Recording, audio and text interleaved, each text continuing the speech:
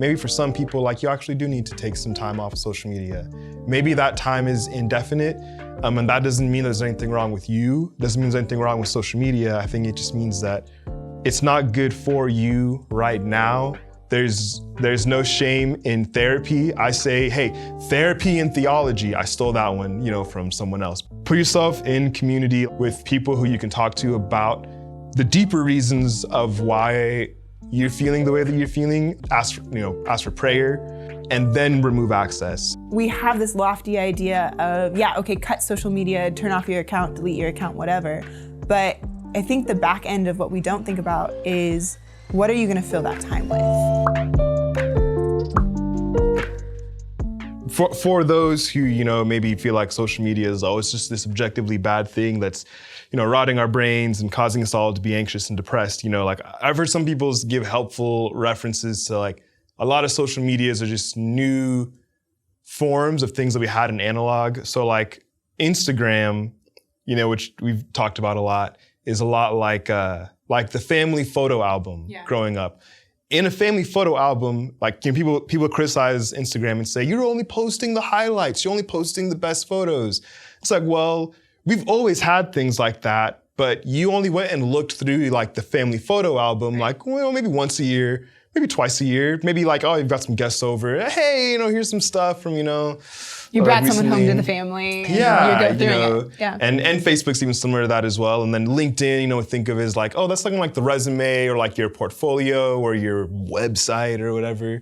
And then YouTube, it's kind of more like a library. Like, you can go to the library every day and it's not going to, it sounds ridiculous to say, but, like, it's not going to deter your mental health to go to the library every day. It'll probably actually be really good for you. Right. But if you look at someone else's family photo album every day, like, just know that those are curated, and that's not a bad thing. Yeah. It's not a bad thing once you understand that and you realize, like, oh, like, the pressure's kind of off, because then I realize, hey, why don't I could be intentional about putting some less than perfect photos in my family photo album. Or even TikTok, it's kind of like, the home videos that we used to make where you're being silly, probably saying something a little wild that you wouldn't want anyone to see, but you still post it on TikTok anyway because, we think, oh, no one's gonna see, it's just a TikTok, that, and those things, none of the analog versions of these things were bad. It's just that we have to acknowledge we've changed how we use them on a macro scale. So what if we got a little creative and said, okay, whether we like it or not, social media is here to stay, So let's think of how we can leverage those things for the kingdom. Maybe consider, like, going back to the fitness example.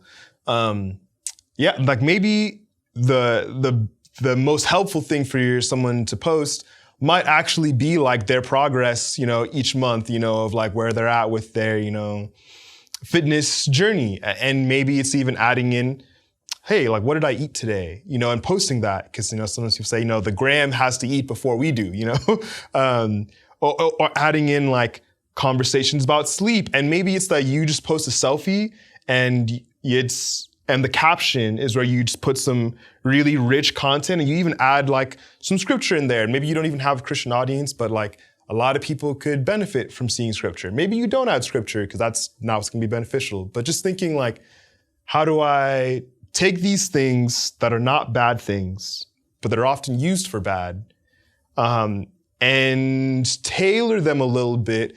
Like, when God created Adam and Eve, he said, go out and subdue all the earth. Let me think, subdue, like, you put someone in a headlock, you subdue them. Like, he said you have dominion. When you have a domain, that means that you have control over that space. Do something with it. Yeah. Create something beautiful. It's not all bad, it's not doom and gloom. You don't have to doom scroll. You don't have to, go through trauma fatigue. There's better ways that we could live in the social media world. Yeah, I think as you're saying that, one example that I have had from multiple friends actually over the last 2 years of really being in pandemic, and kind of coming out of that as well is I've had a couple friends on their stories post questions that are pretty ambiguous questions, but are questions that really just took. And so one of the questions that someone I knew from college, someone that honestly I don't probably need to be following anymore, but I've actually kept following because of some of his story content. He posted a question of, what are you proud of in the last year? And he literally reposted everyone's pride points, and in a healthy way of like, these are things that I've done well. And he commented back on people that he hadn't talked to in 5, 10, 15 years and said, wow, this is incredible because I knew you then, and this is where you are now. And highlighting and affirming not only what they're proud of, but saying like, hey, this is so cool that, you're the girl I had a crush on in middle school, and now you're, in the National Ballet. Like, that's incredible. And it's things like that, yeah, we can be like encouraging people and use our words in really good ways by simply asking a question. I think of another friend who is just one of the sweetest women I know, and actually has shaped a project I'm doing this year. And exclusive. And exclusive content, not available yet. But she did this thing last year where she would write 3 things she was grateful for every day. And that's a normal practice for a lot of people. And yet she once a month would post the highlights of those 3 things a day. And she would just post it on her story. And it became something that every month I started looking forward to last year of what is Elise excited for. And I was just so blown away by knowing certain aspects of her and seeing her post different things about like, I'm really just thankful for the color orange on leaves. And I'm like, that is so obscure. But it was these small things that she would post a dozen of. And I would look forward to thinking about like, what is Elise excited for this month? And what is she grateful for this month? And she stopped doing it at the end of the year. And I was so sad because it was one of those things that I was like, this was actually something that I looked forward to on the first of every month. And she had no idea. I never told her. And then a couple months ago, she picked it back up again after I had actually started writing 3 things I was thankful for every day. And she picked it up back again. And I messaged her and I said, Elise, you influenced how I view this year. And you actually starting this project has been something that I have cultivated in my own life. And just because I'm not at the point of sharing it publicly on my story doesn't mean that I still don't want to know what you're doing and what you're thankful for, because this has been an incredible influence to others. And she just, liked the message and moved on. But it was one of those, she probably did more than that. But it was one of those things where she may not have seen the full impact on my life. And yet during a season when I was going through a lot of things and didn't have a great sense of gratitude, she was someone who was influencing me in a way that I had to say, I need to be more like her. And I need to say, I'm going to be grateful for these things. And she was modeling it in a really cool way for me. And I think social media can do that. We can see new things and new ways of modeling aspects that we want in our own life, whether that's, affirmations or gratitude. And I think those are things that we can do well and be excited about other people doing. But we also have to affirm those things. We have to say, these are things that are influencing my life for the good, and share those with people. Otherwise, we don't know that it's doing any good. We don't know that someone's going to be disappointed when January 1, nobody knows what Elise is grateful for. Time's kind of wrapping up here and stuff. Brian just told us, he's like, you have 5 minutes or else. Okay, he didn't say it like that, but we're talking about hey, this is how you can handle and control your social media and stuff. But I think there could be someone, who's watching or listening, and social media has been something that's been really bad for them. And they actually are struggling with depression or anxiety, and social media has led a lot to that. And I feel like we'd be amiss if we said all these stuff about social media and we're hyping it up and we're playing it up, and then maybe someone's out there and they're like, well, now I feel bad for thinking that this was the problem. And I think it's one of those things. It's kind of it's I think of like lighters and matches and stuff. Like I've never like really owned a lighter until about a year and a half ago. I started doing like this thing at Kalu where every Wednesday I would bring food for like the freshmen and stuff. I don't do it anymore. It was kind of like a in the COVID season kind of thing. And so you need a lighter to light your coals and stuff and, you know, get the grill going. And then recently, you know, I was at a bonfire with some friends and, you know, the quickest way to start a fire was someone just brought matches, threw them on the fire, et cetera. We had lighter fluid, all the stuff. Matches and lighters are great and valuable and helpful for me in terms of like trying to do like good ministry and like make burgers or, you know, do bonfires and stuff. But for some people, you know, like fire could be something that triggers really bad memories for them. Fire could be something that has caused pain for you in the past. Like maybe it's you personally, maybe it's in your family. We had fires here a couple years ago that really devastated our community.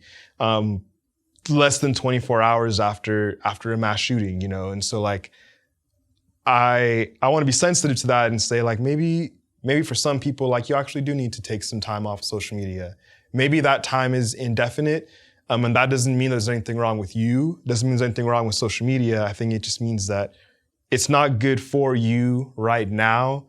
But I think it's don't just stop doing one thing, but also start doing something else. Yeah. I think there's no shame in therapy. I say, hey, therapy and theology. I stole that one, you know, from someone else. But hey, theology and therapy, you know, find a good Christian counselor who you can talk to, who comes from a biblical worldview. Put yourself in community, like we've talked about small groups a couple times, with people who you can talk to about the deeper reasons of why you're feeling the way that you're feeling. And then ask for prayer. And then remove access. So it's CPR, confess to people, P, pray, and then R, remove access. I stole that one too. And then, you know, theology and therapy. But I think you'll probably say this in a much more eloquent way because you've, you know, experienced this personally. It's like maybe you could say a quick word to the people. I think it's fascinating that you used even the example of fire as someone who was one of the Woolsey fire victims. I think that was actually something that really stopped a lot of my social media usage in some ways, and also became something that I didn't want social media to become a crutch for me in that season. And yet some of my dearest friends were the most encouraging through social media. And so how did I balance that was something that I constantly was walking through. And there were seasons when I said, I need to cut social media out. But in the wake of cutting social media out, I think one thing we forget is that's something that we gravitate to constantly when it's something that we have been using. And over time, that becomes less and less. And yet, I think we have this lofty idea of, cut social media, turn off your account, delete your account, whatever. But I think the back end of what we don't think about is, what are you going to fill that time with? And so one of the things that a mentor really encouraged me on was, okay, Sabrina, you need to stop social media for a season, but let's find productive things for you to fill that time with before you do that.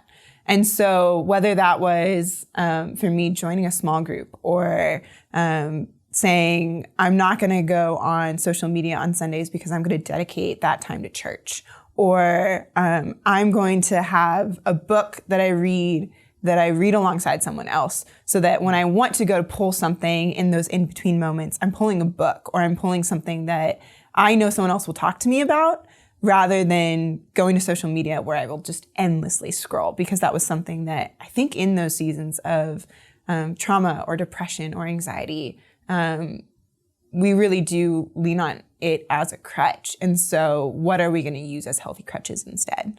And so I think that is something that we definitely have to think about, is what are the other influences that we're going to fill that space with, rather than social media, when we recognize it's not a healthy thing to fall back on.